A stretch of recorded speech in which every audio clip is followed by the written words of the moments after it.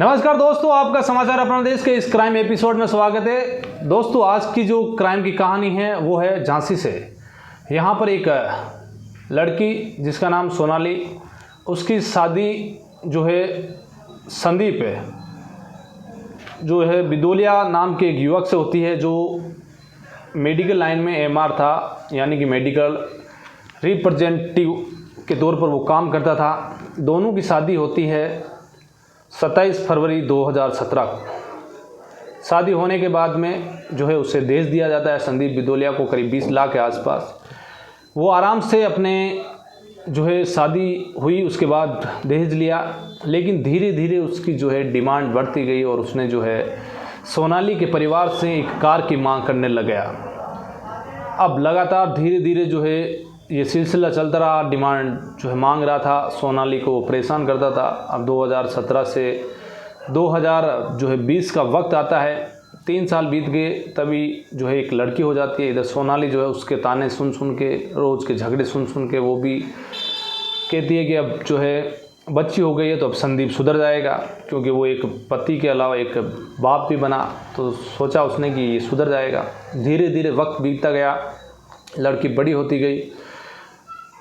एक रोज़ अचानक जो है बीच में ही जो है 2023 के आसपास संदीप जो उसे जलाकर मारने की कोशिश की सोनाली को, तो वो घर पर जाती है और कोर्ट में जो है केस दायर कर देती है दहेज का, क्योंकि दहेज मांग रहा था ये लगातार संदीप। इसको देखते हुए फिर संदीप ने जो है, संदीप के घर वालों ने सोनाली और उसके परिवार वालों को कहा कि आगे से ये ऐसे जो है लड़ाई झगड़ा नहीं करेगा, वापस कोर्ट से केस उठवा लिया।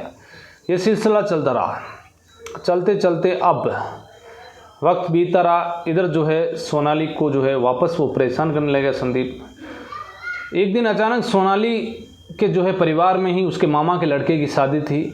ये वक्त था फरवरी, यानी कि 14 फरवरी को वैलेंटाइन डे होता है 14 फरवरी को, तो 2025 में उसकी शादी थी। तो उसने अपने पति से कहा कि मैं जो है शादी में चलो इधर, क्योंकि संदीप तो जाने से था वो, क्योंकि उसके घर वालों से वो लगातार जो है केस वगैरह हो रखे थे, तो वो उसने बोल दिया कि मैं नहीं जाऊंगा। तो सोनाली ने कहा चलो मैं जाती हूं। तो वो 12 तारीख को ही निकल जाती है और मध्य प्रदेश के जो है टीकमगढ़ सोनाली का गांव, सोनाली पहुंचती है मामा के घर शादी में। अब 14 फरवरी को शादी, सारी रस्में चल रही है। इधर 16 फरवरी को अचानक जो है फ़ोन करता है संदीप। संदीप कहता है कि तुम्हें यदि आज आना है, आज नहीं आई तो फिर इस घर में मत आना, क्योंकि पति जो है ऐसे बोल रहा है। तो फिर पत्नी को पता ही है वैसे ही, क्योंकि संदीप के साथ झगड़ा हो रहा है। तो उसने सोचा कि चलो चलते हैं घर पे। तो वो वहाँ से निकलती है और 16 फरवरी को घर आ जाती है। घर आते ही संदीप और सोनाली के बीच झगड़ा होता है। इधर 4 साल की उसकी बेटी जो बेड पे सो रही है, वो जब झगड़ा हुआ तो उसकी नींद खुल गई। वो देख रही है कि जो उसका पिता है संदीप, वो उसकी जो है मम्मी को मार रहा है, यानी सोनाली को पीट रहा है। वो इस दृश्य को देख रही आंखें खोल के। संदीप उसे जोरदार जो है धक्का देता है, वो नीचे गिर जाती है। फिर ऊपर बैठ के उसका गला मसल देता है। जब तक उसका गुस्सा शांत होता है तब तक सोनाली की मौत हो चुकी है। वो देखता है कि सोनाली मर चुकी है। उसे लगा कि इस कमरे में कोई नहीं देख रहा है और ये 4 साल की बच्ची है, इससे कुछ पता नहीं है। वो एक रस्सी उठाता है, उसके गले में डालता है और फिर पंखे पर लटका देता है और वहाँ से चला जाता है। उसे ये नहीं पता कि जो है उसकी ये सारी चीज़ें उसकी बच्ची देख रही है। इधर सुबह जब वो संदीप सबसे पहले पुलिस को फ़ोन करता है कि उसकी पत्नी सोनाली ने जो सुसाइड कर लिया है। फिर उसके ससुराल वालों को फ़ोन करता है कि आपकी बेटी ने जो सुसाइड कर लिया है। घर वाले भागे भागे आए। इधर पुलिस आई, पुलिस ने लाश को उतारे। तो सोचा कि क्योंकि गला घोट के मारा गया था तो हो सकता है कि फांसी से, क्योंकि गला घोटता है, पुलिस ने जो है प्रथम दृष्टया यही देखा। इधर घर वालों को भी लगा कि सोनाली ने हो सकता है कि सुसाइड कर लिया हो, क्योंकि वो संदीप से लगातार परेशान थी। तो घर वालों ने भी यही सोचा, क्योंकि वो कार की लगातार मांग कर रहा था, उसे कार चाहिए। लेकिन अचानक जो है जो बच्ची थी वो खेल रही थी और इधर परिजन जो है अस्पताल के बाहर इंतज़ार कर रहे थे पोस्टमार्टम का। तो उसे जो है उसने कहा कि मुझे कागज़ कॉपी चाहिए। वो कागज़ कॉपी ली और उसने जो है चित्र बनाना शुरू कर दिया, कि वो बच्ची थी, जिद कर रही थी।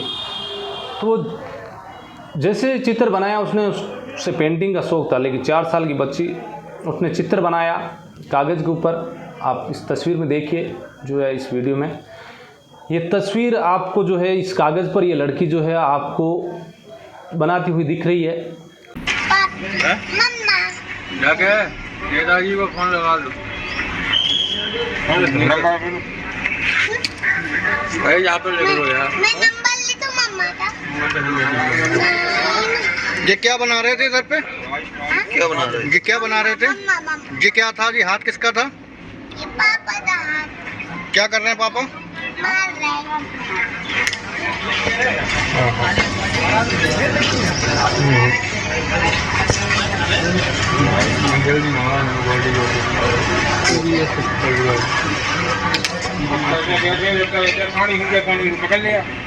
क्या हो गया मम्मा को? मम्मा डर रही थी, पापा ने उनको पीछे से डरा दिया। इसने जो है कागज़ पर उस महिला का एक चित्र बनाया जो इसे भी उसे आ रहा था।